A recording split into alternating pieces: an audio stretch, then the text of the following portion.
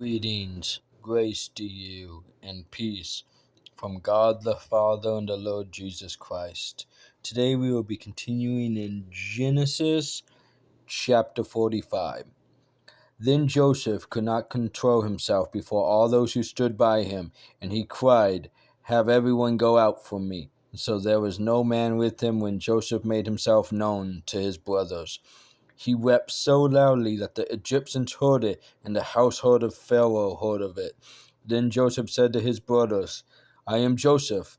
Is my father still alive?" But his brothers could not answer him, for they were dismayed at his presence.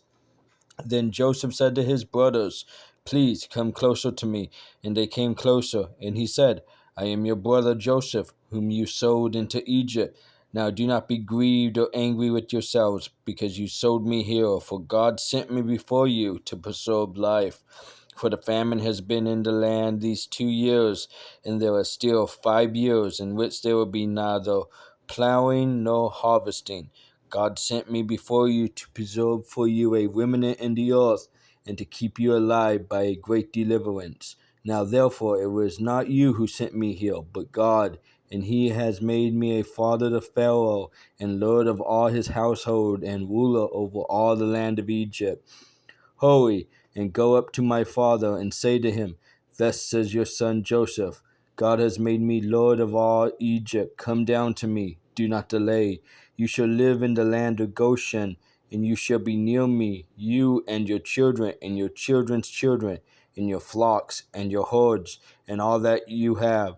There I will also provide for you, for there are still 5 years of famine to come, and you and your household, and all that you have, would be impoverished.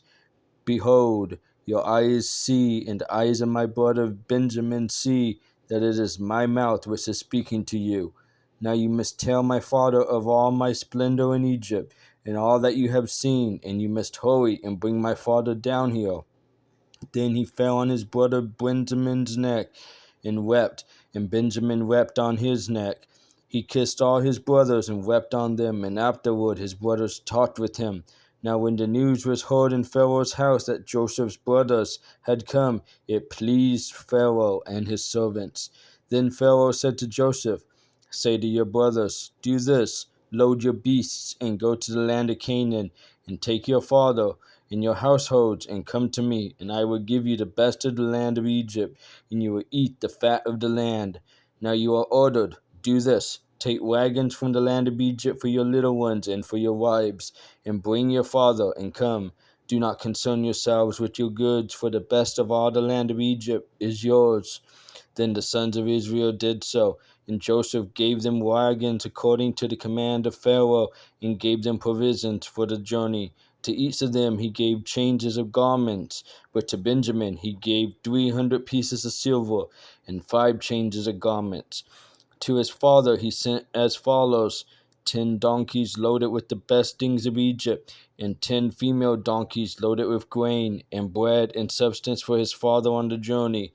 So he sent his brothers away, and as they departed he said to them, "Do not quarrel on the journey."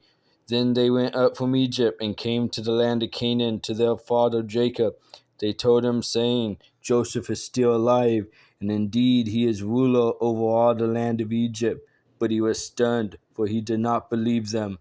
When they told him of the words of Joseph that he had spoken to them, and when he saw the wagons that Joseph had sent to carry him, the spirit of their father Jacob revived. Then Israel said, "It is enough. My son Joseph is still alive. I will go and see him before I die."